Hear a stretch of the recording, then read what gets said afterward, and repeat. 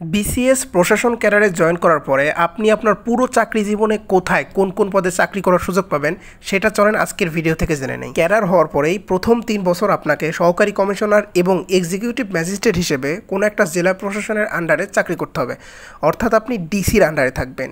এই executive magistrate থাকা অবস্থায় আপনি সাধারণত বিভিন্ন ধরনের মোবাইল কোর্ট পরিচালনা সহ ডিসিকে বিভিন্ন কাজে হেল্প করবেন। 3 বছর চাকরি পূর্ণ হওয়ার পরে আপনি এসি ল্যান্ড অর্থাৎ অ্যাসিস্ট্যান্ট কমিশনার অফ ল্যান্ড ও এক্সিকিউটিভ ম্যাজিস্ট্রেট হওয়ার সুযোগ পাবেন। এসি ল্যান্ড হওয়ার পরে আপনি কিন্তু একটা অফিসের প্রধান হবেন, অর্থাৎ এইবার আপনি একটা অফিস পাবেন এবং আপনি একটা বাসভবন পাবেন। সেই সাথে আপনি একটা পার্সোনাল গাড়ি এবং ড্রাইভার পাবেন এবং একজন বডিগার্ড থাকতে পারে, সাধারণত একজন আনসার থাকে সব সময়ের জন্য।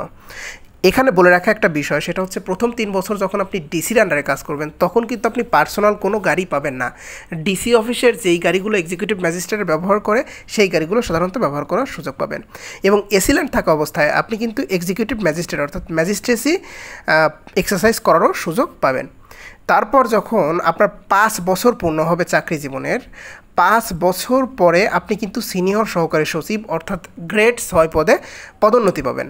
যেহেতু আপনি প্রথম অবস্থায় যখন বিসিএস ক্যাডার হয়ে জয়েন দিয়েছিলেন তখন কিন্তু আপনার গ্রেড ছিল 9, তার মানে 5 বছর পরে আপনি একটা প্রমোশন পাবেন।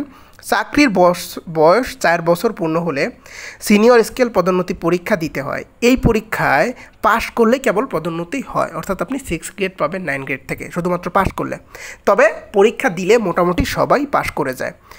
এইবার 5 বছর থেকে যখন 6 বছর আপনার চাকরি জীবন পূর্ণ হবে, 6 বছরে গিয়ে আপনি উপজেলা নির্বাহী অফিসার অর্থাৎ ইউনো হওয়ার সুযোগ পাবেন। এটা কিন্তু 6 গ্রেডের, আপনি পুরো একটা উপজেলার প্রধান হবেন। প্রশাসনিক কর্মকাণ্ড যেটাকে বলা হয় হচ্ছে উপজেলার প্রধান নির্বাহী কর্মকর্তা বলা হয় আর কি। সো উপজেলা নির্বাহী অফিসার হিসেবে চাকরি করার পরে আপনি কিন্তু যখন আপনার চাকরির 10 বছর পূর্ণ হবে অথবা 9 বছর পূর্ণ হবে, আপনি এবার অতিরিক্ত জেলা প্রশাসক হবেন অর্থাৎ অ্যাডিশনাল ডেপুটি কমিশনার। অতিরিক্ত জেলা প্রশাসক হিসেবে আপনি কিন্তু জেলা প্রশাসকের বিভিন্ন কাজে সাহায্য হেল্প করবেন এবং আপনার নিজস্ব একটা বাসভবন থাকবে এবং আপনার অফিস থাকবে। তারপর যখন আপনার চাকরি 12 বছর পূর্ণ হবে, অর্থাৎ এডিসি হিসেবে আপনাকে কমপক্ষে 2 বছর চাকরি করতে হবে। 12তম বছরে গিয়ে আপনি উপসচিব অর্থাৎ গ্রেড 5-এর একটা প্রমোশন পাবেন। গ্রেড 6 থেকে এবার গ্রেড 5-এ প্রমোশন পেয়ে উপসচিব হলেন। এইবার আপনার চাকরি যখন 13 বছর পূর্ণ হবে অথবা 14তম বছরে গিয়ে আপনি জেলা প্রশাসক অর্থাৎ ডিসি হবেন। সাধারণত উপসচিবগণই কিন্তু ডিসি হওয়ার সুযোগ পান। এইবার ডিসি মানে আপনি 3টা আপনার পরিচয় থাকবে, একটা হচ্ছে ডেপুটি কমিশনার, একটা হচ্ছে ডেপুটি কালেক্টর, আর একটা হচ্ছে জেলা ম্যাজিস্ট্রেট। এবং আপনি নিজস্ব একটা গাড়ি পাবেন, বাড়ি পাবেন, সিকিউরিটি থেকে শুরু করে সমস্ত কিছু, একটা জেলার প্রধান হবেন। জেলার সমস্ত কিছু আপনার আন্ডারে থাকবে। তারপর 19তম বছর অর্থাৎ এই যে উপসচিব পদে অথবা জেলা প্রশাসক পদে আপনাকে অনেক বছর চাকরি করতে হবে। 19তম বছরে গিয়ে অর্থাৎ চাকরির 19 বছর যখন পূর্ণ হবে তখন আপনি যুগ্ম সচিব হিসেবে প্রমোশন পাবেন।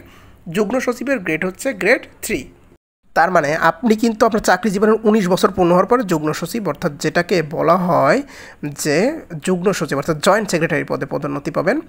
19 বছর মানে কিন্তু অনেক বছর। আপনি নর্মালি তো চাকরি ধরতে গেলে 26, 27 বা 28 বছরে গিয়ে আপনার চাকরি হবে। সো আপনার তখন বয়স থাকবে কত, অর্থাৎ আপনি ডিসি হবেন নর্মালি ধরেন চাকরি পরপর যদি 14 বছর পরে গিয়ে ডিসি হন তাহলে আপনার তখন বয়স হচ্ছে ধরেন যদি 26 বছরের চাকরি পান তাহলে 26 দিন 39 বছরে গিয়ে হয়তো আপনি ডিসি হওয়ার সুযোগ পাবেন। তো যাই হোক, যুগ্ম সচিব থেকে এইবার আপনাকে যুগ্ম সচিব হিসেবে কমপক্ষে 4-5 বছর চাকরি করতে হবে। তারপর 25তম বছরে গিয়ে আপনি অতিরিক্ত সচিব অর্থাৎ অ্যাডিশনাল সেক্রেটারি হওয়ার সুযোগ পাবেন। এইটার গ্রেড কিন্তু গ্রেড 2। ওকে, সো প্রশাসন ক্যাডারে দেখেন যুগ্ম সচিব থেকে পদগুলোর গ্রেড কিন্তু অনেক বেশি।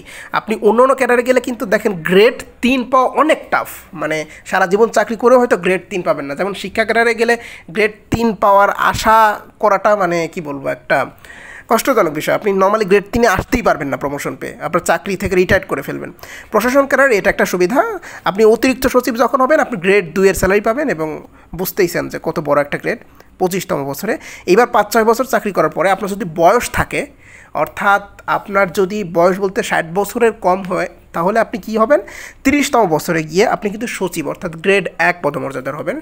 সচিবরা সাধারণত গ্রেড 1 পদমর্যাদার হয় এবং এই সচিবগণ কিন্তু এক একটা মন্ত্রণালয়ের প্রধান হয়ে থাকেন। এবং সচিবগণ কিন্তু বাংলাদেশে যদি মন্ত্রণালয় দেখেন কমপক্ষে 50টার মতো হয়তো মন্ত্রণালয় আছে।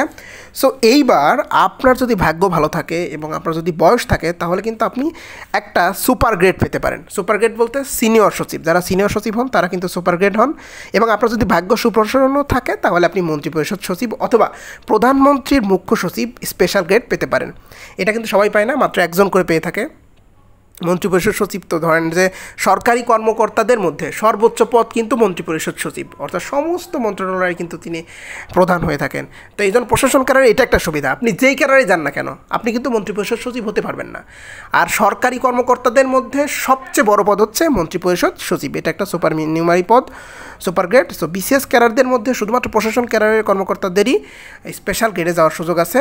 অর্থাৎ আপনি যদি কম বয়সে অর্থাৎ 25-26 বছর বয়সে চাকরিতে যোগদান করেন এবং আপনার রিপোর্ট ভালো থাকে তাহলে আপনি কিন্তু অনায়াসেই সচিব অথবা সিনিয়র সচিব হতে পারবেন।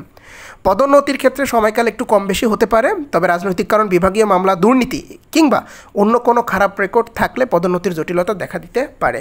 রাজনৈতিক কারণটা আমি এখানে উল্লেখ করতেছি না, তবে বিভাগীয় মামলা অথবা দুর্নীতি অথবা অন্য কোনো খারাপ রেকর্ড থাকলে আপনার পদোন্নতিটা পিছিয়ে দিতে পারে। তবে তাছাড়া নর্মালি আমি যে